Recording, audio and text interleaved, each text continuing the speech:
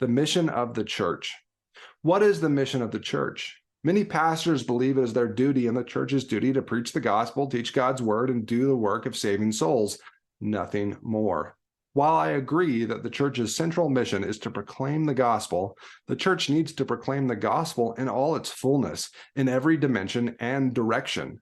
Preaching the gospel means faithfully working through salvation and its implications for all of life, including politics. Understanding the gospel's scope. The gospel is God's story of reconciling people to himself. John 3:16, perhaps the most famous evangelical memory verse, reads, "For God so loved the world that he gave his only Son, that whoever believes in him should not perish but have eternal life." The evangelical emphasis on personal salvation through repentance and faith in Christ is appropriate.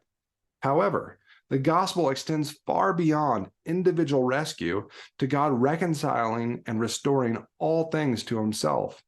The very next verse, John 3:17, reads, "For God did not send his Son into the world to condemn the world, but in order that the world might be saved through him."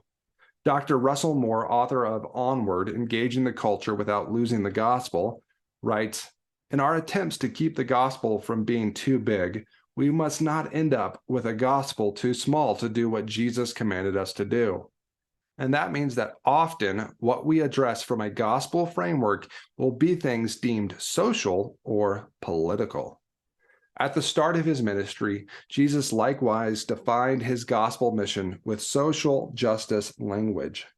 In Luke 4:18 through 19, Jesus opens the great Isaiah scroll and reads, "The Spirit of the Lord is upon me, because he has anointed me to proclaim good news to the poor. He has sent me to proclaim liberty to the captives and recovering of sight to the blind, to set at liberty those who are oppressed, to proclaim the year of the Lord's favor."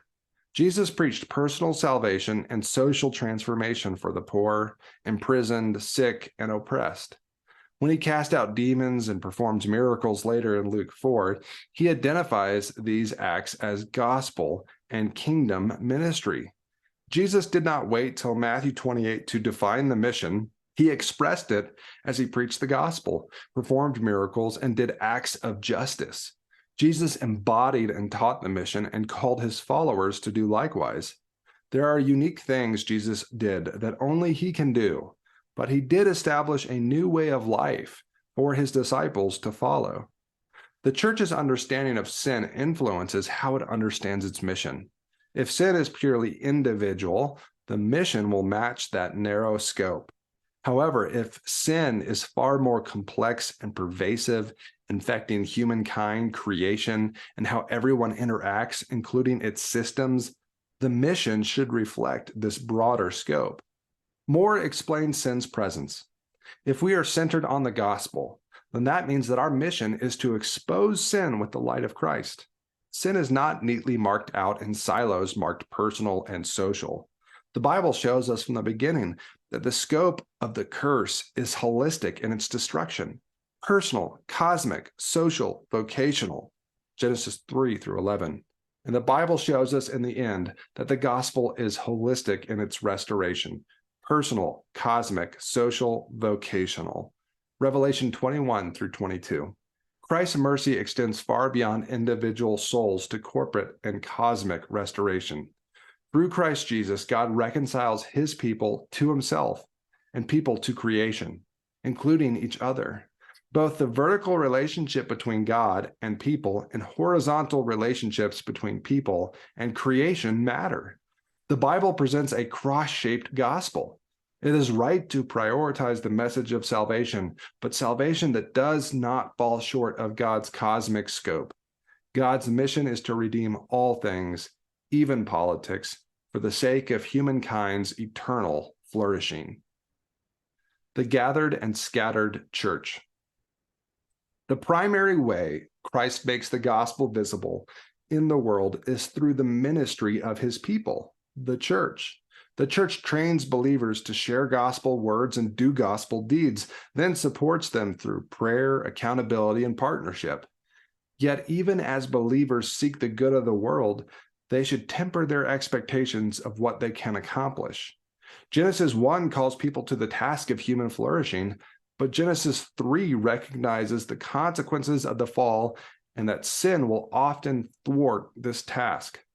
Understanding how to go on mission requires a clear distinction between the institutional church, the formal gathering of believers each Sunday, and the organic church, the scattering of believers into the world throughout the week.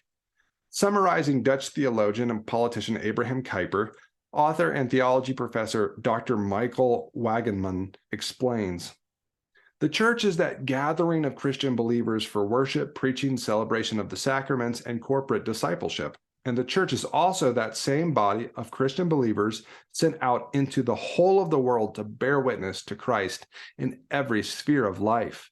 Another way of talking about this is through the rhythms of breathing in and breathing out. The church exists both by breathing in, gathered within the church building, and breathing out, sent into the world, in a regular weekly rhythm. A living church is gathered and sent, breathing in and out. The gathered church's job is then to be very intentional and purposeful about its sending of believers. It cannot, for fear of overstepping its bounds, ignore political discipleship, which would leave believers to figure out on their own how to engage with a considerable part of the world. Wageman continues to explain Kuyper's thoughts and the tensions that arise. It is the role of the gathered church to disciple Christian believers to be responsible and engaged citizens, but it is the role of the sent church to debate and endorse specific political platforms and candidates. The gathered church cannot shy away from preaching the comprehensiveness of the gospel, even when it means touching on controversial and debated public issues. Otherwise, these questions are left in the hands of unformed, undiscipled Christians with little to no scriptural guidance, and the sent church must embody and unfold the comprehensive application of the gospel in all of life. Scripture, the Holy Spirit, wisdom, and other pastors can help discern which cultural issues to address and to what extent. Moore and others try to set boundaries where Scripture itself sets them. He writes, "On some issues, both of personal morality and of public justice, the church speaks definitively and with clear authority, marking out the boundaries of obedience and disobedience. Other issues, we speak in a way that forms consciences, in a way of wisdom, but without a clear directive rooted in divine revelation. The Bible itself sets the parameters." Keller, summarizing Reformed theologian Dr. Michael Allen, helps define the church's level of engagement.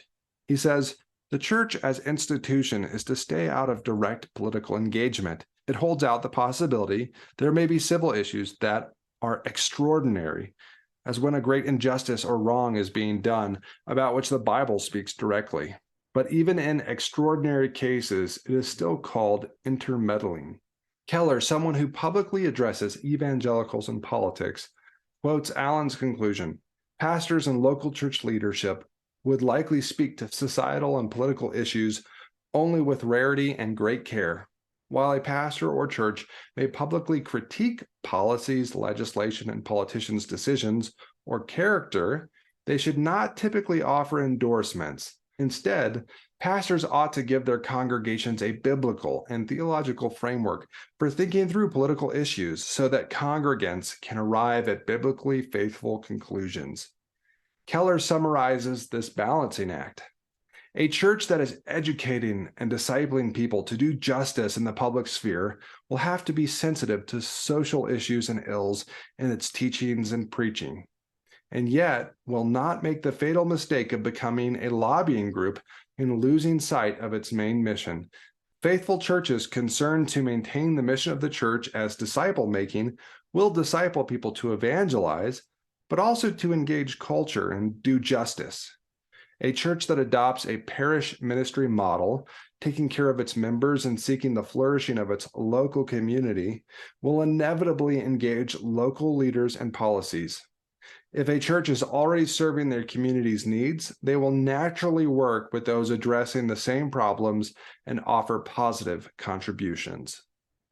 Thank you for listening to this part of my Doctor of Ministry thesis paper. To watch the next video, click in the top left corner of the screen, and to see the whole playlist, click in the top right corner of the screen. Please like, comment, and subscribe. Take care.